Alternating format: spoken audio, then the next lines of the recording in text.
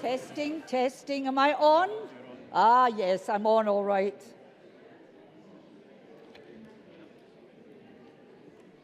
Now we're going to move on to our question and answer session, allowing you to put questions and thoughts to members. I'm delighted to be joined by, as I go along, Stuart Stevenson, MSP, Jeremy Balfour, MSP, and Alec Rowley, MSP. And we've got approximately 45 minutes for questions, so we'll try to keep them as succinct as possible. And I say that, as you know, team, to MSPs regularly as well as ministers. And that allows as many people as possible to get in. Now, I know you were all asked to submit a question in advance, and I've got one or two of those just to get the ball rolling. So if I call your name, if you stand up, if you're able to, and your light will come on, your microphone, the red light will come on. And if you can't manage to stand up, somebody will get it to you with a microphone. So, first of all, I'm going to ask John White. Where are you, John? Yes. Where? Oh, there you are. Your wee lights come on. So would you like to ask it? Yes, it Very important. No, leave it where it is. The man's fiddling with it. Okay. Oh, look at that. He's sitting in his wee boot there, pulling a face. Are you happy again? Put your thumb up if you're happy. There you go. Right, John, if you want to stand up and ask your question. Do you mind if I keep sitting in the chair, please? No, you can keep sitting. Go for it. Thank you very much. Now, the new GP contract allows GPs to refuse to carry out vaccinations in their own practices and refer them centrally at a place determined by the Health Board and the Integrated Joint Board. This will result in many older people not being vaccinated due to the distances they would need to travel. Consequently, the demand on hospital beds will increase. Does the panel agree this provision of the contract should be rescinded? Right, I'll just go along the road, give them all a wee break, get to say something. Who wants to take it first? Stuart. It's actually a very interesting question, because the experience I have in my parliamentary constituency in the north of Scotland is the exact opposite, that the Health Board has actually taken them away from GPs who want to continue to do them because it's a source of income for rural practices. So I'm slightly puzzled as to why there's a different experience. And actually, I would say if it's done right, it actually helps. Because the clinics that are going out and doing vaccinations, and I know my wife is getting her jab next week for flu, and I encourage everyone to do that, they're coming to a village that doesn't have a GP practice, and they're doing that in that area. So I think what we're probably seeing is a variation in practice that perhaps begs a little more investigation. I was particularly interested when I read your question, John, and how different the experience was in part of the Grampian Health Board area. So I think that's something we might just refer to the Health Cabinet Secretary next time we see her. My colleagues may, of course, have other experience altogether. The other MSPs are from different health board areas. I'll let you back in once you've got a supplementary to your answer. Jeremy. Yeah, I mean, I think I was really interested in this question as well, because it wasn't something that had come across my radar until I saw your question. I confess my brother is a GP here in Edinburgh, and I think the reason the GPs wanted it within the contract was so they could free themselves up to have more time with patients in regard to consultations. And again, I mean, I think Stuart is probably right. I think it's going to vary across health boards, and it's probably something we need to look at health board by health board. Certainly for my quick 48-hour scan of Lothian, my understanding is that most GP practices will still have it, but it will be the nurse that gives you the injection. So you won't have to go anywhere different. It still will be the surgery, but it's the nurse. And certainly in my practice here in Edinburgh, I'm down to get mine done in a couple of weeks' time, and it's the nurse that is doing it. I also think we've opened it up to allow pharmacies to do it as well, and pharmacists can give the injection as well. So again, I think it's given people as much option. So I hope it doesn't mean that people have to travel a long way to get the injection. In fact, either they'll go to their practice and the nurse will do it, or they will go to the local pharmacy and it will be done there. However, if I think there are areas in Scotland where that doesn't happen, then certainly, like Stuart, I would like to know more about that over the winter period so that we can take that back to the Health Secretary, because certainly my understanding is that you shouldn't have to travel much further than you do at the moment. Alec. I mean, I think the main thing is that people are able to access and get the vaccines that they need locally. And when I saw that question, I hadn't come across any specific issues, but I did look and I saw that Highland NHS board have been piloting some different models. But in the coverage of that, they say that that is to ensure that people can access locally. So we need to ensure that the principle of being able to, one, get the vaccine, and there is concerns, I think, genuine concerns around the availability of vaccines, particularly with Brexit, but being able to access and be able to get the access locally, I think, is the key issues. Now, if there is specific examples of where that's not happening, then by all means, I'm sure we would all raise them with the Health Secretary. The wider issue, there's an interesting article in the Herald this morning where there are experts arguing that GPs should be part of the National Health Service and should be paid as consultants, doctors, as anybody else should within the health service would operate. So there's interesting questions about that. We know that we do have a crisis that's going to get worse before it gets better in terms of the availability of GPs. And part of the contract, and the part of the contract that I certainly supported, was to try and take some of the pressure away from GP practices or directly for GPs and have a holistic approach to health care and health support in the community. So there are wider issues, I think, that we should be exploring, all of us. But, as I say, to answer to your question, if there are specific issues, then we should be aware, we should become aware of them. But it's crucial that people can access these services locally. On the same question, John, I know you've got another one in, but I'm going to come back to that. Other folk have had a chance. Do you want to come back on that same question? Please. Of course. Yeah. Thank you. I agree totally that the people should be treated locally. That was a policy that the government decided. People should be treated nearer to home. This aspect is taking them away. Now, I went to discuss this actually with the Chief Executive of the Integrated Joint Board, and what I was told is that the public health doctors are trying to liaise with the practices in order for the health board, if necessary, to pay for nurses to go to the practice to do it. Because the GP contract says if GPs don't do it, no money will be taken away from them. Now, that should not happen. It should be carried out, and if they're not doing it, the money should be taken away from them, and let's have extra opening hours.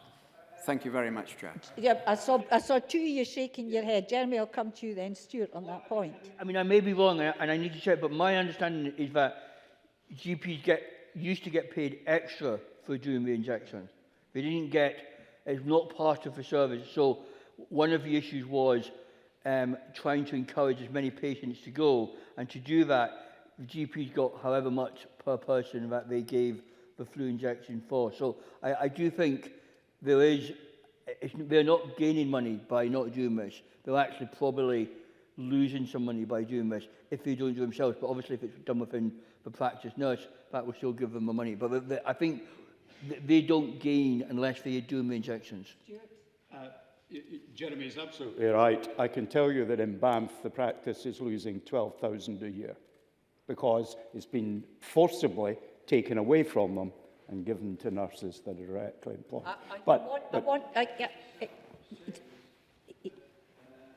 The services are being taken out of GP practices, no money will be taken from them. They will lose no money. That's specific in the GP contract. I think we've clarified the fact that there's an additional payment if they take this on. Correct. But I'm going to move on. John, thank you very much for breaking the ice, and I'd like shorter answers from you all. I understand you were just fluttering your wings there, but can we now hear from Joan Phillip? Where's Joan? I'm here. Well, there you are. Thank you. Thank you. Representing the Highland Senior Citizens, we would like to ask or talk about the chronic underfunding of adult social care adversely affects the safety and well-being of vulnerable older people in Scotland. It undermines their human rights and threatens the viability of care homes and care home services, as well as financially penalising many who can ill afford their care. Apart from the usual warm words, how and when will the government act to rectify this long-standing neglect of care? Right, who's taking that first? Alec? I'll be quick. I think there's clearly a number of issues, and then there's a wider discussion to be had about health and social care. This week at the Finance and Constitution Committee, I raised directly with the Cabinet Secretary for Finance that there is a lack of transparency and understanding around funding for social care. And as a result of that, you will have NHS boards, sometimes the government, blaming the councils for the lack of cash. The councils are being starved of cash, but still expected to put money into social care. And the question I raised this week is, should we not have a national health and social care service across Scotland that is directly funded for government, and therefore there is total transparency about how the funding's going in? That would not preclude local authorities from having the role of ensuring at the local level that there's accountability. But many of the councillors that I speak to, certainly Labour councillors who are on the integrated joint boards, tell me that they're not sure where the money is actually coming from, and there's a lack of transparency around that.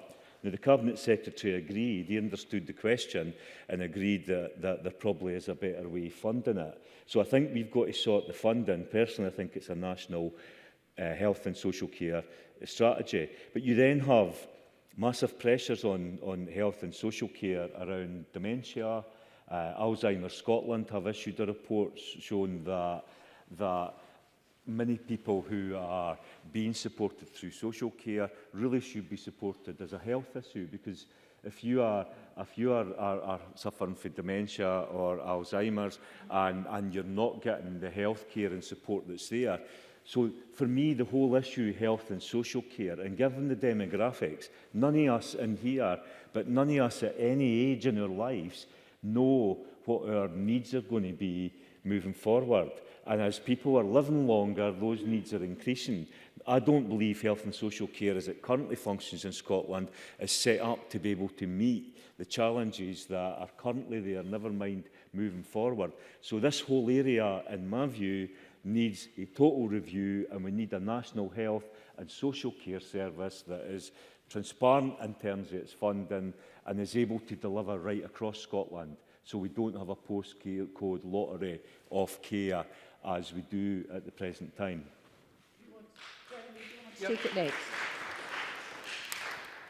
I mean, before coming to this place, I was a local councillor, and the joint boards were just starting to come in as I was moving on. And I think I do agree with Alex completely. I think there's a lack of transparency about who's putting the money in and where is the money going. I do think we need to look at that across the whole of Scotland. I think there is a crisis within health and social care generally, and I think we have to recognise that. And I think there are people who are not getting the services that they deserve because their condition goes into one category compared to a different category.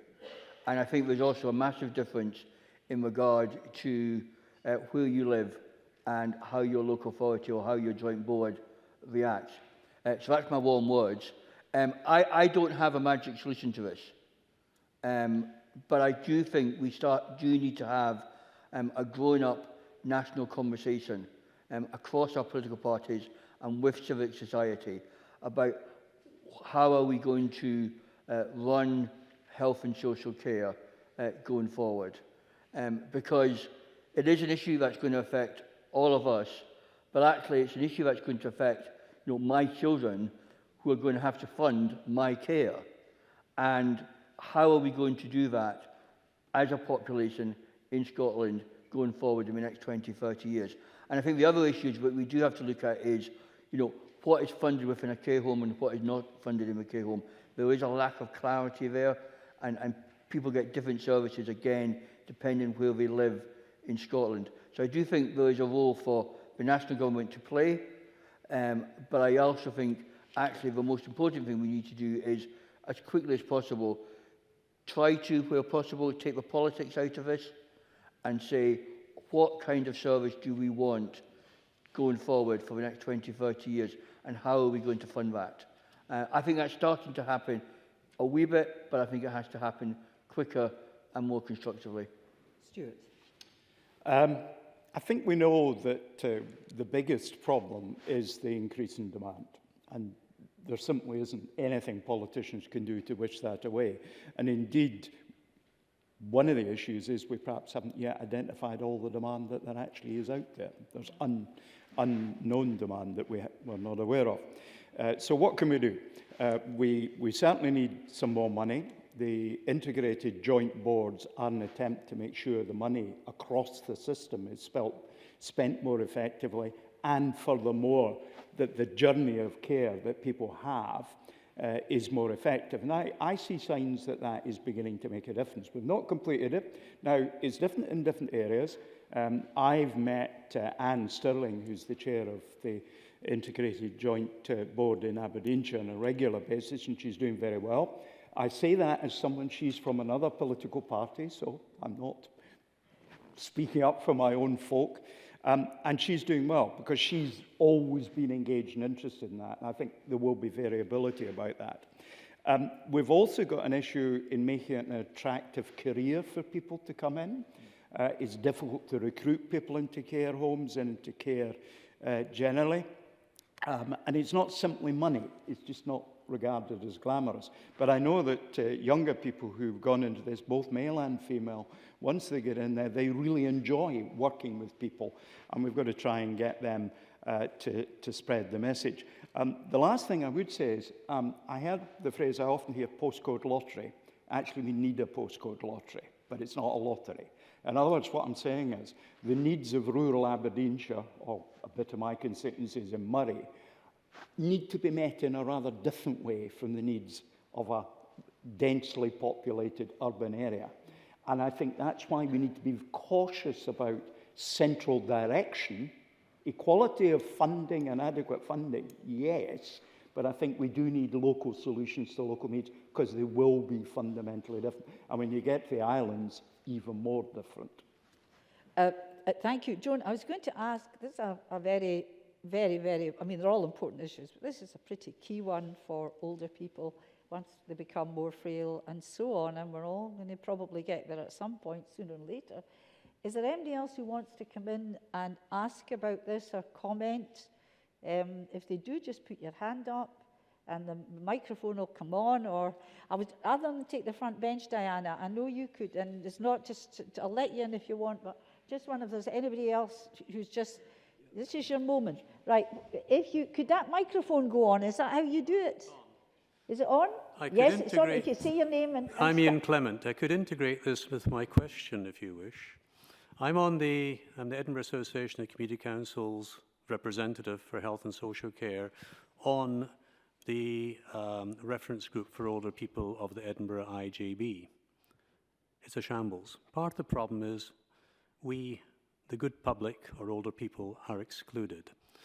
It's basically run almost by unelected officials, and it's very heavily politicized. I'll read my question now, if I may, and this may actually give you some indication. Right, glasses off. Public services, including health and social care, are in crisis, we know that, due to actions taken by the Scottish Government and ministers, also a lack of oversight in regard to the integrated joint boards. Yet the First Minister has stated that nothing is more important than independence. Is it acceptable that older people's well-being is being sacrificed on the altar of obsession? And will you oppose the near constant refrain from certain quarters that older people are a growing burden on society? We deserve better. Yet all we get are weasel words. Has Parliament no shame? Now, you may not like that, but I see this almost daily. And the tragedy is that the idea of centralising, no, we need to localise. We see Police Scotland, a shambles. Can I just... So basically, will Parliament listen to the people? No, don't want to stop you. I want to keep back to something you said about integrated social care in Edinburgh. I think you said in Edinburgh. Yes, that's right. Is a shambles. It is. And I want to keep to the topic, if you don't Okay. mind. Don't mind you wandering a bit, but My let's last get meeting back was to the 4 months topic. ago. 4 months ago. Let's go back to that comment about a shambles. Integrated joint boards were supposed to be, you know, the way forward to make the money work better, and it was a good idea, and I think we all kind of supported it. If you want to comment on whether you think it's working or not after the comments there. I can only speak for Aberdeenshire and to some extent Murray. And I can only say in those areas where none of my political colleagues are the ones running this, so I'm not making a point on behalf of my politics, they're working well.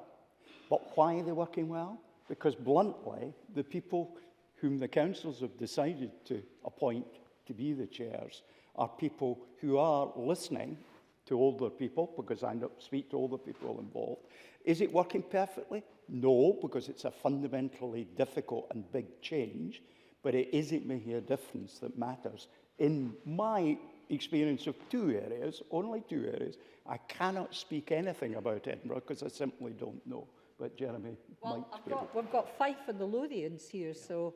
Yeah, I mean, I'm not sure it's working particularly well in Edinburgh. I think probably you may well use the word shambles. I think that may be slightly overshone, but I think there's a lack of accountability. I think the public don't understand how it's working, and I'm not sure the services are being delivered as well as they could be. And I think we're in a real danger here in Edinburgh that NHS Lothian blame the council and the council blame NHS Lothian, and ultimately no one is responsible. And I do have concerns about how it is actually working in practice and how it is delivering. I suppose, to be slightly more optimistic, it is still new, and we do need to let it bed down. But I think, certainly from my experience, the constituents that contact me are not normally positive about their experience. Alec. Well, I mean, on the ground, I think there's a lot more joint working than there was a decade or so ago, and that's to be welcomed. But there are a number of key issues. I mean, you could spend a whole conference talking about specifically these issues, but there is the issue of funding, which is crucial, because if you look at delayed discharge is actually going up. It's going up in every region, for what I can see. And in places like Fife, it has certainly come down. They've done a lot of work to get it down. Now, a lot of that comes down to resources, because the health and social care partners have not got the resources in order to be able to put the care packages in place. So part of it is resources, but part of it is this girdle around funding, because you know, the money going into the NHS boards, money going into the councils, they all end up blaming each other. So at a strategic level, I think you're probably right to say that there are some serious problems here, and we need to fix that. Hence the question this week to the Finance Secretary. I do believe that a national health and social care service with complete transparency funding is what we need. That's not to take away the control at the local level, which in my view should sit with the local authorities. But that's where we need to have this discussion in terms of moving forward. So integration is important, it is working on the ground, but there are massive problems around funding that need to be addressed. Can you just remind me, Alec, is the fund, I know about integrated joint boards, but does the funding go to health boards in the first instance? Who holds the purse strings? Is it the council or the health boards? There's something like, I think it's 80% or so, roughly, there's actually specific numbers, but it's around 80% of the funding comes through the NHS and 20-odd% comes through the local authorities. So the local authorities used to be responsible for care packages. And their funding will still be going into that. But I mean, there's councillors in this room, you know the pressure that are on your council budgets. And as demand rises and budgets go down, something's going to have to give, and that's the problem we have. I'll move on to the next question, because I do want, they're very good questions. It sounds patronising, but sometimes my colleagues don't ask very good questions of the ministers. These are good ones. Oh, listen to them. This panel excluded, clearly. Oh, I'm excluding you, of course, the present company accepted. Dr. Pam Box, where are you? Is she not here? Oh, there, hands are waving up there. You need to. Thank you.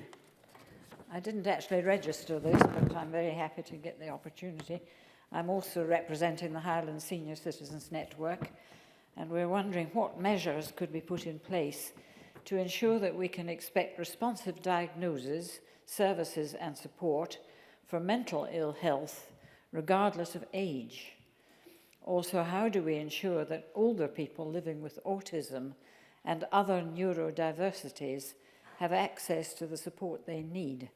I'm sorry, that's a double question. I'm being a bit greedy. No, I'll let you away with it because you're not an MSP. Stuart. Thank you. My father-in-law used to be a psychiatric nurse at Craigdonane, so I've some very obsolete understanding of the way things work, and indeed I've other members of the family who've been involved. I think there is a fundamental difficulty in that fewer people seem to be going as nurses into training in psychiatric care.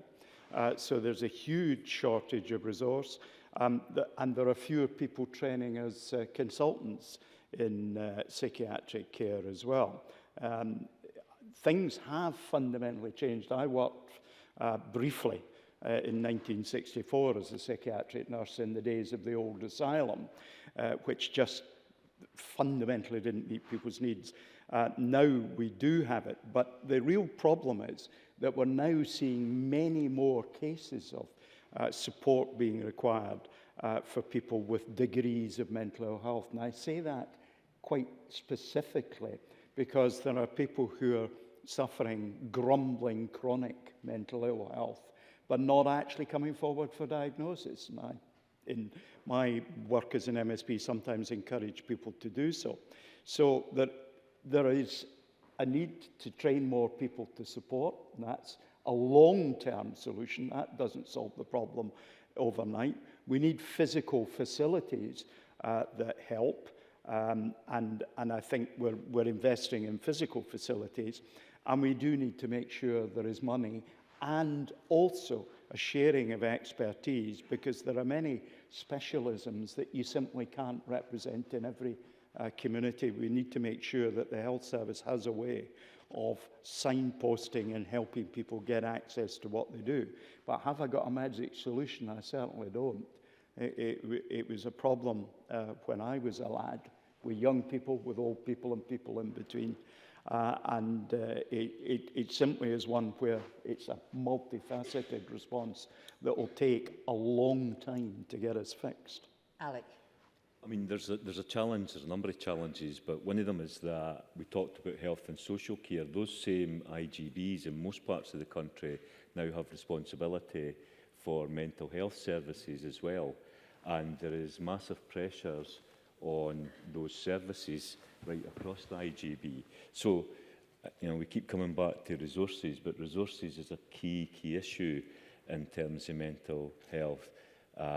The other issues is that if we look at older people, when I was first a counsellor back in my early 20s, the social work departments had community development wings within them, and part of that was to build capacity in communities. So lunch clubs and all these types of services. You know, when my mother, we used to joke and say she couldn't sit on her bum for 2 minutes. She loved going out. There was a Domino's club, there was this club, the next club. Masses of that stuff the funding's been cut, and lots of it's not there now.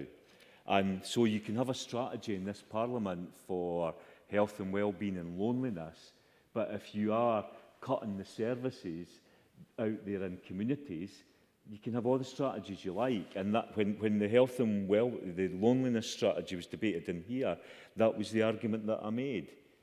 You know, so you can be full of good intention and have all these good words, but if you're cutting local budgets, you're cutting council budgets, and they in turn are passing those cuts on to the community, then you've got an issue. I mean, one of the day centre in Kinross is a centre that I think is absolutely brilliant. because they have got activities going on every day. It's not just a lunch club, there's lots of stuff going on. That supports people for getting lonely. It can support people and try and take a preventative approach. The Christie Commission in here many years ago talked about we're spending too much money firefighting and we're not putting enough money in. And actually we've done the opposite of that. We've cut the budgets locally. So it's again complex, but I do say to you that the funding of local services and local community organisations being cut is leading to more problems in the longer term. Jeremy. Yeah, I mean, I think just to add three quite quick comments on that. I mean, first, I think there is still a social stigma around mental health. And I think, you know, as Struan was saying, I do think there are some issues around people not willing or families not willing to come forward with those. And so I do think probably the numbers of people we're talking about that have that type of condition are a lot higher. I think we are slowly recognising that society is changing, so people are living longer in their own house. But that can have the consequence that often maybe their partner has died, or their family have moved away to other parts of the country, and thus there is a real social isolation issue around there, which can then lead on to mental health issues. And I think the third thing, and I think I would absolutely agree with Alex on this one, is that I do think there's a massive role for the third sector here in providing community activities. And, you know, I can look at some really good practices across the Lothians which are happening. But I also am concerned that we are not front-loading this with funding, and thus we're building up issues around that. And I think there's a big issue for both Scottish Government and for local authorities in regard to, you know, if you close that lunch club or if you close that community centre, the impact it can have. But I think the other challenge we have is trying to get not the usual suspects to come to those things as well. And I actually, if I think that's the biggest challenge I've looked at since I've been an MSP, is there are lots of good things still going on within our communities, but often people aren't going to them. And I wonder, how do we get more people to go to these things? How do we get people out of their houses to go to these activities? And I think there needs to be work done around that area about not just having them, but making sure that the people know about them and then are going to them. I'm going to move on to, is it Marie Higgins? Yes? Miss Higgins.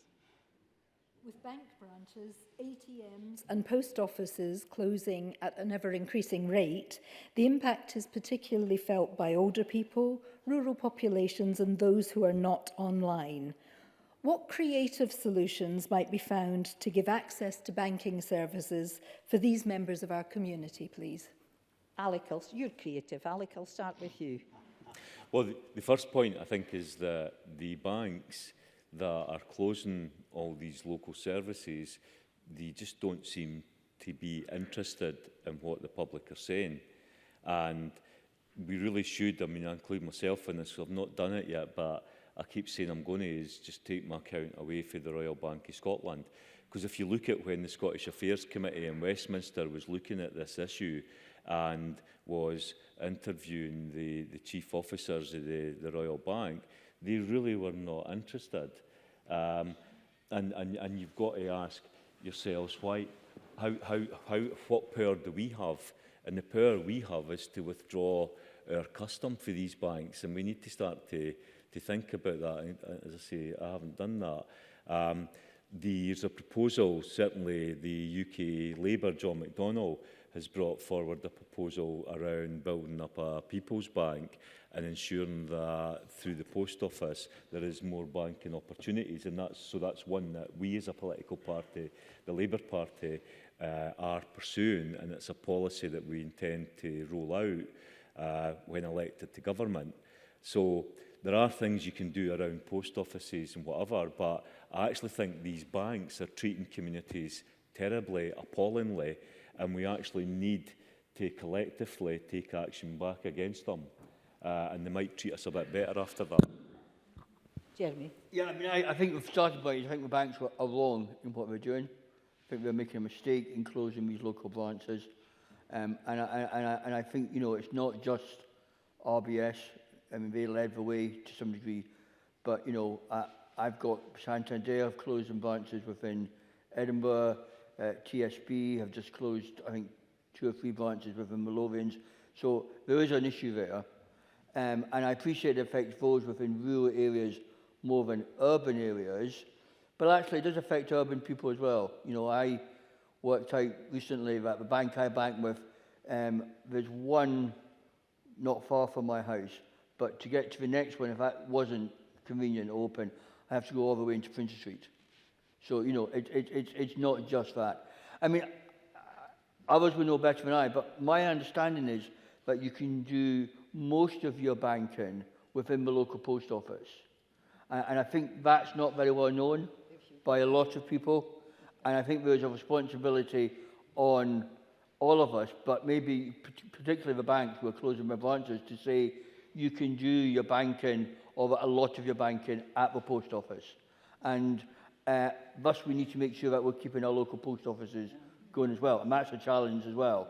But I think that can be a short-term solution that people understand we can use for post offices. I also don't think we want to be, obviously within this right, totally ageist. You know, I don't do internet banking, but my mum and dad love it. So I think it's not necessarily a generational thing that people don't like to use IT. I think there's Luddites who are my age, and there's those who are very progressive who can do all these things on the computer of my parents' age. So, you know, I do think internet banking is probably going to be the way forward over time, and I think as people get more comfortable with that, but in the short term, I think post offices probably are the way forward. Jeremy, I hate internet banking. I don't. Who does online banking here? Put your hand up if you do online banking. You see, over half. Put your hands up if you don't do online banking. There you are. There's a majority. Yes. Oh, I don't know. I think I'd take a little.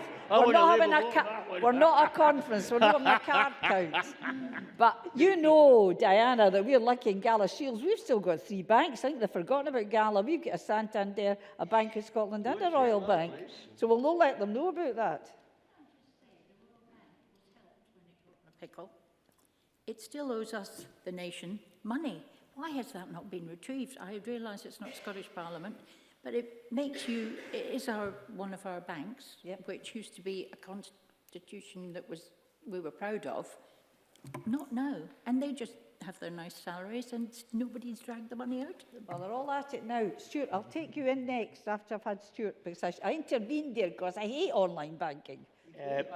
Well, I'm not a typical person to ask, because I programmed my first computer in 1969 and worked for a bank in computers for 30 years. I left them in 1999, came into politics to improve my reputation. But I haven't been in a bank branch for 40 years. Literally, but I've no reason to, utterly no reason to. And I think, however, having said that, I preface my remarks, I'm not typical, and I don't pretend to be so. But, well, indeed, but the bottom line is that there are reasons that people need to face-to-face interface with a bank, with a person from a bank. I don't, but many do. And I think that I actually ran workshops for the Bank of Scotland's board in the 1990s, persuaded them to do workshops, and I found that they couldn't answer the question, which I put to them 30 years ago, why do you have branches? They didn't know why they had them. And I know that to be a general problem in banks. They've forgotten why they have them, and they've not paid attention to moving them forward to be facilities that offer a wider range of services. Now, actually, we talked about the Royal Bank. NatWest in England are doing 3 pilots of community hubs. And I've written to the Royal Bank to try and persuade them, because they're in urban areas, to do some trials in rural areas, in particular in Scotland, because we, in my constituency, the banks are just shutting like there's no tomorrow. We'll shortly have virtually none.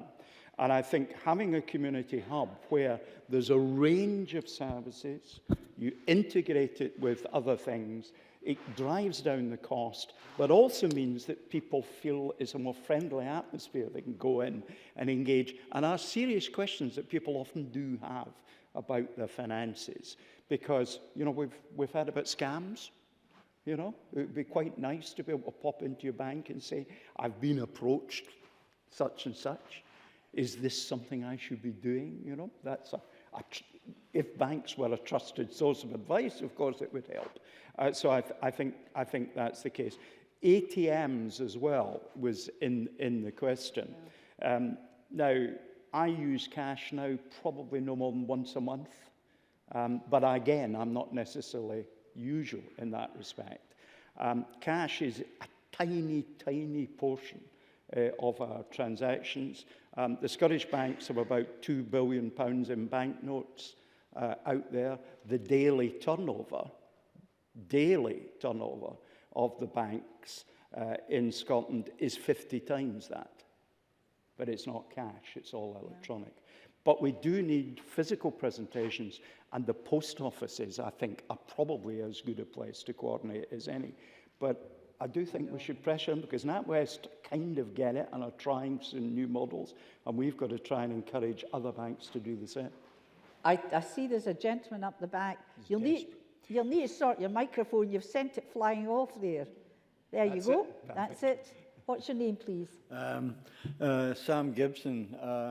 I represent Unite Retired Members Lanarkshire, and I'm also a SOPA trustee. I'd like to shed some light on this about what's happening. One piece of information is what's happening at the bottom, and the other piece of information is what's happening right at the top. At the bottom, they closed a very big post office in Motherwell, and they transferred it to what is in effect a licensed grocers, and put an ATM outside it. I went in to get stamps, and I was absolutely shocked. I was standing in a queue. Now, I can tell the difference between drug addicts and people who have been drinking, and these people had been drinking in the queue, and there were old people collecting their pensions or using the ATM outside. That's what happens sometimes when you go to use the new type of post office, for want of a better word. The other piece of information was about just over 2 years ago, I was at what they call a grassroots meeting with Andy Haldane, who is the chief economist of the Bank of England, and he was gathering information about the effect of B&E policies on communities. And this was part of his Scottish tour. And the big thing he took away from that meeting was that the big issue was bank closures. And I got the impression from him and the people with him that the Bank of England can influence this, but have been waiting for 2 years and don't see any results of it. So I pass that to you. The Bank of England is potentially another big player other than just local politicians. Yeah, thank you very much. And I saw the lady, you're quite right, post office, right, left and centre closing, and that compounds everything. And particularly, I don't mind being called age just because I am an old age, is that I think it does affect elderly people and also people who still have to use cash because they don't have bank accounts. So, you know, we have issues about losing cash as well. Yes, you want to speak as well, yes. Morning, Rose Jackson, Scottish Pensioners Forum. Just for a bit of information for you, from next year, the DWP are saying they are not going to be paying your pension into the post office. So therefore, you will have to find a bank. So that's if you've got a bank or a post office.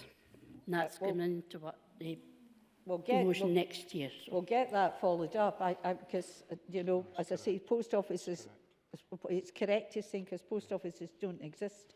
Ours isn't Galas and WH Smith's, and the queue that you've mentioned is exactly the same. Do you want to do a wee one? Because I want to go on to the next question, which is in housing, and I think that's another big issue.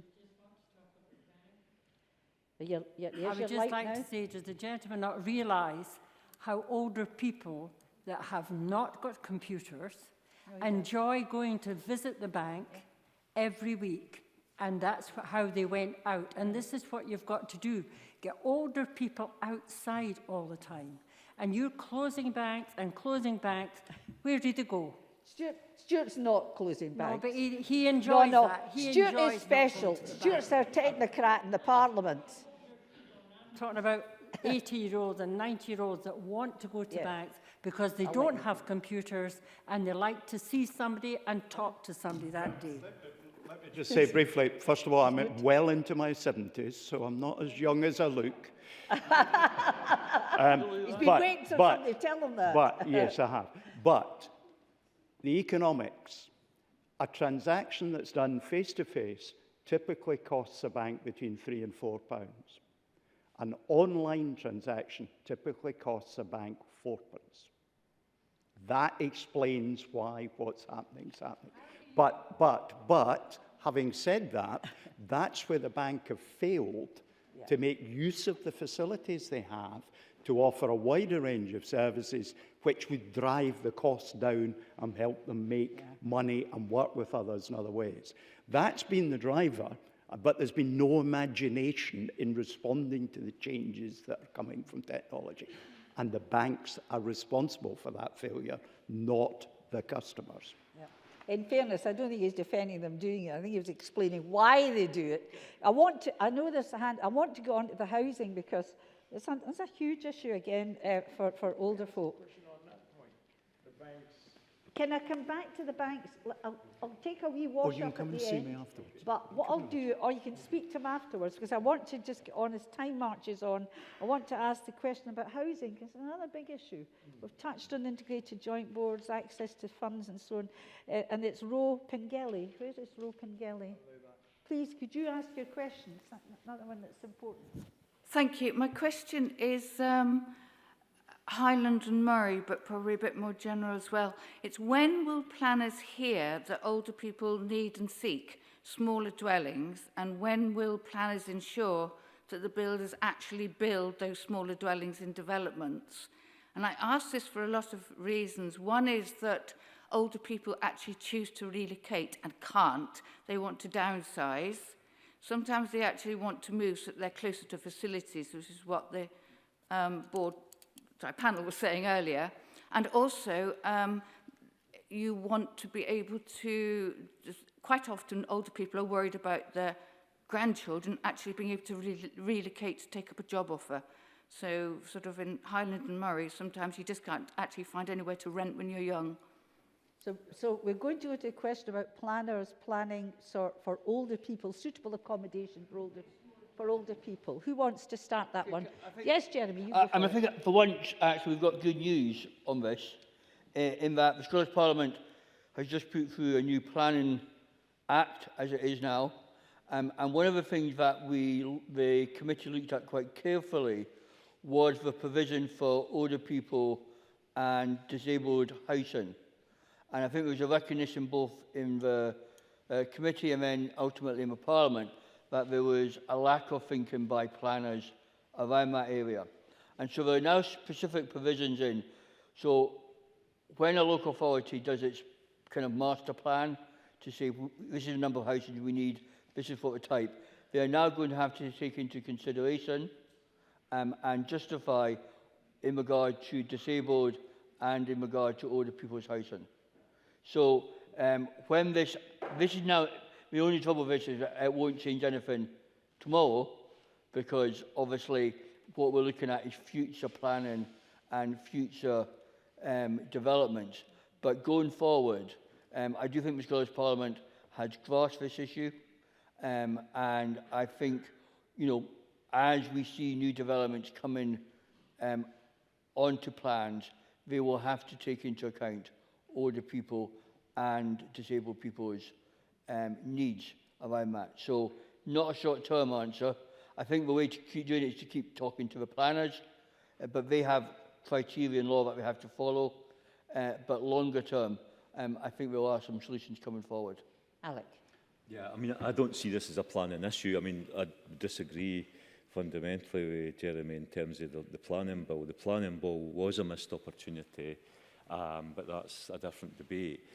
The issue housing and specific housing for any type of group is a separate issue for planning, and whoever's going to build those houses would go through the normal planning process. The problem is that two things. One is we need a national house build strategy. So the government, and I've been quick to praise them for this, is committed to 35,000 social rented houses to be built over the 5-year period of their tenure, and that's significant. But my criticism is that, one, you need a national strategy, and you then need local implementation plans. And if you don't get both those things right, you won't make it work. So if you take, for example, if you look at council housing and those 35,000 houses, a lot of them being built in council or social landlords, if you look at their housing, a lot of people, I find this when I'm out and about, a lot of people have brought up their families, so they've lived in like a cottage type house. They are used to their front and back door, and they could free up that house, either in the public sector or indeed in the private sector. They can free up their house if they were moving into a purpose-built housing that would suit their needs. But councils don't have lots of that type of housing, and therefore a lot of older people are being told, well, you need to take a 4 in a block, you need to take a flat. And quite rightly, they're saying we're not moving into that, where we don't know who's above us, or we don't have a front and back door. So specifically, a local plan should be able to develop the type of housing that you need to build, and that creates a change. So in Fife, for example, I don't know if anybody's here for Fife, but in Fife, where previously, when I was a council leader in Fife, we came forward with a proposal to build 14,000 new houses. And within that, we included specific housing. So we built 3 what we called care villages. So we replaced the care homes that were there, built new care homes, but we also then built sheltered housing round about it. We engaged with the third sector, so there are daycare facilities. So you build proper facilities that recognises that older people will have specific needs. We were able to also say that you have to move for this idea that if you're an older person, you can only have a 1-bedroom house. What utter nonsense. So you need to build 2-bedroom houses for older people. So really what I'm saying is, it's not the planning as such, it's the failure of government and local government to properly plan the type of housing that they need moving forward. Jeremy's pulling a face next to you. Do you want to come back in briefly, or do you want to? Well, just I'm slightly confused. I mean, I agree with Alex in his point that there needs to be a strategy, a planning strategy of what type of housing you need within that area, and that's what the planning bill is now saying. Rather than taking no account of older people and disability issues, planners have to do that. So I actually think the planning bill is a massive step forward in regard to that. Right. We've sorted that one out. You can stop frowning now, Jeremy. You were getting on okie dokie till then. Stuart. In my experience, my constituency is quite variable. So in Peterhead, we've 3 recent developments that have opened a few dozen new single-bedroom houses. They were full the instant they were opened, housing association houses. But if I go to the other end of my constituency, Macduff, we can't get tenants for some of the single. Now, there's a subtle reason why that plays part of it. They're electrically heated, and it's ferociously expensive to heat these houses. So we're kind of paying the price of some decisions that were made 20, 30 years ago, that we've got the physical provision, but overall they're not suitable. But we are making some progress. I certainly get, so we've now got, because older people don't want to move into some of these single-bedroom houses, we've now got a mixture of people. So we've got younger people who are more socially active, let me be as polite as I can, that disturb the calm souk of an area that some of my older constituents would prefer. We've got commercial developers. I know that Springfield Homes, who are based in Murray, are doing some building that does involve some single bedroom. I'm not sure if it's in Murray, mind you. I think it's maybe a bit further south.